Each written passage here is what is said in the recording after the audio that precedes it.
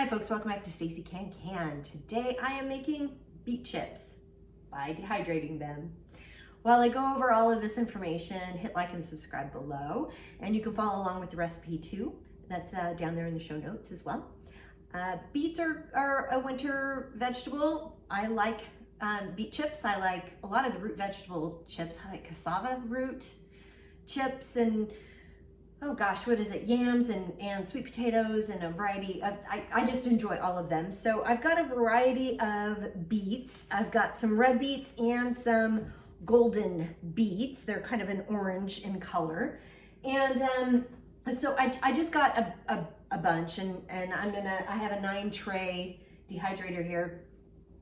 And I might do a combo of beets and onions because I need some onion powder. Anywho, so you can do that. You can do different vegetables in your dehydration.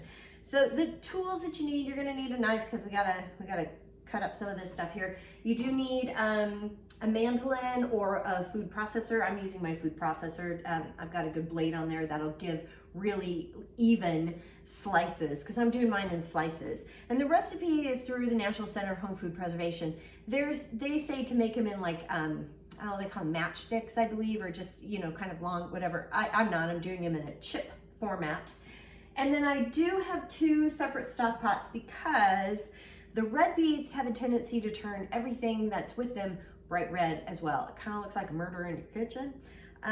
So I'm going to try to save and make sure that the golden beets stay that nice golden color. So I will be boiling them separately because you have to cook them before you dehydrate them.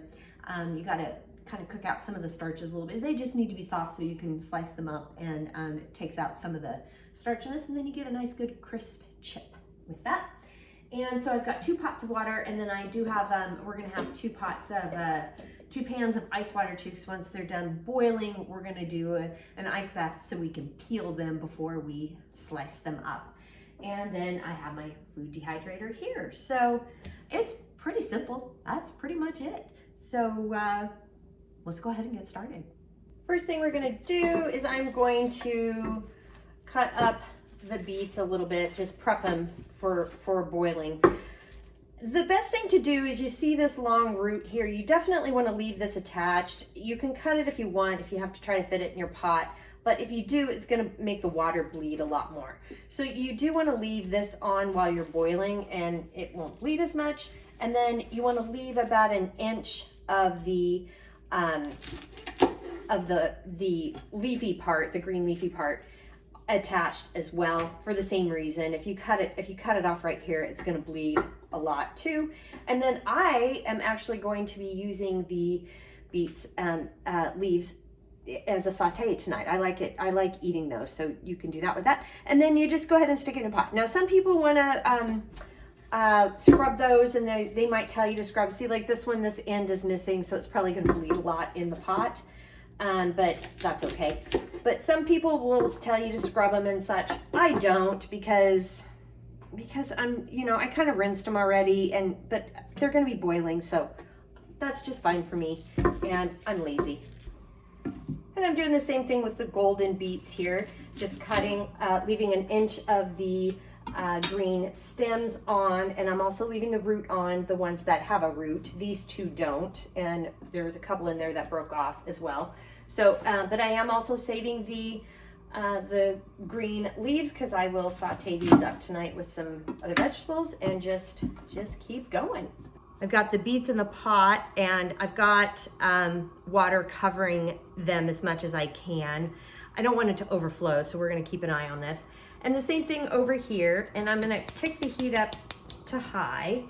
And the gold beets were a little bit smaller, so these are probably gonna cook faster. But I've got the heat up to high for both of them. We're gonna cover them both. And when they come to a boil, I'll drop the heat to medium high, and we'll cook them about 30 minutes. Whew. As you can see, I've got a boil going. I did cut the heat a little bit because it was spilling over. And so I've set a timer for 20 minutes, and I'll test them then by piercing one of the beets with a knife to see if it goes through. All right, so the 20-minute timer's gone off, so I'm gonna go ahead and pierce the beets to see. Nope, not quite done. they need a little more time. This one's almost ready. They just need a little bit more time, so I'm probably gonna cook them for another 5 to 10 minutes. So I just have a steak knife here, and you just kind of gently want to pierce it and make sure it goes through, which it did there. And then just scoop out the beets, and we're gonna stick them in this ice bath here to get them nice and cold before we start peeling them. We do the same with the golden beets here. You just want to make sure it pierces through with a knife like so, and put them in an ice bath here as well. You can just dump this water and fill it full of cold water, but I kind of like doing an ice bath because it goes quicker and it just makes my peeling easier. And it also stops the cooking process of the beets too. So now that the beets have cooled, just simply take them out of the cold water and just push the skin off. Look at how easy it goes. It just goes very easy with these. Now I find it's easier with the beets that actually have the stems on. If you buy the separate beets that don't have the leaf and the root on, those seem to be tougher to peel, but these are very simple. And then I'm gonna take my knife and just cut the end off, and I'm ready to go. Got all the beets peeled, and I've put in my, it's a 2mm blade on my food processor here. And so I'm gonna go ahead and just take one of the beets and lay it in here gently and get it snapped in, and we'll slice it. And look at that. That is just the perfect amount. Perfect size. And now we just gently look at how pretty these are. Look at how thin. These are nice and thin. These are a good size for a beet chip.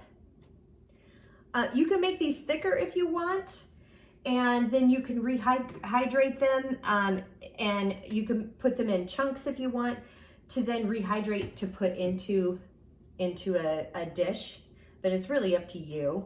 I got all of the beets in these trays here, so I'm pushing them in and I'm putting the cover on. So I've got the temperature set for 135 degrees Fahrenheit or 57 degrees Celsius.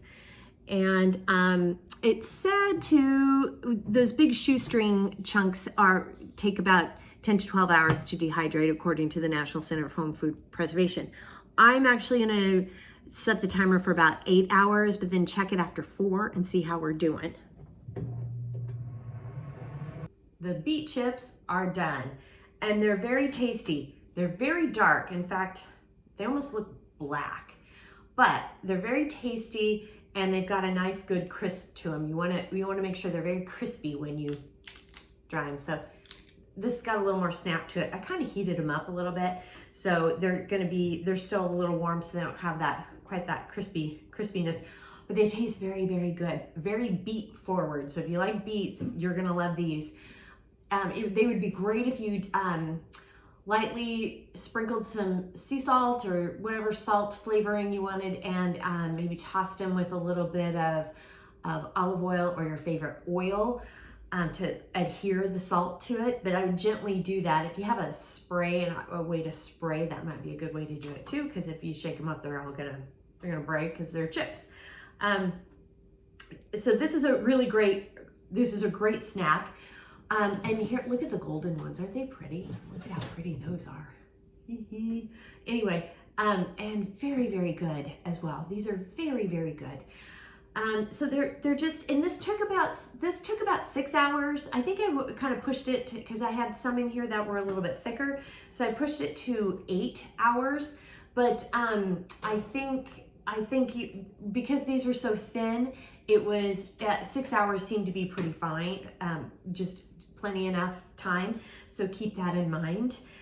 And if you want to make them a little bit thicker and just use it to dehydrate just a beet to be able to later throw in with a soup or stew, which is something you can do with these as well. You just need to put them in a bowl and cover them with water and soak for about an hour and a half or so, and that'll rehydrate the beet, and then you can put them in with whatever dish you're serving. Or if you're gonna put them in dry like this, just know you're gonna have to add more liquid to it because they really are gonna absorb a lot of liquid, because they'll add great flavor to whatever dish you want to make with it, because they're very, very good. They're very sweet, very beety, and just fantastic. So the recipe for this is down below. As is, hit like and subscribe while you're down there because that does help. And if you have any questions, comments, suggestions, feedback, concerns, by all means, please reach out to me. I'm on Facebook at Stacey Can. You can at me on Instagram and TikTok at Stacey Can. My website is www.staceycancan.com, and my email is info@staceycancan.com. And I'm also on LinkedIn at Stacey Can.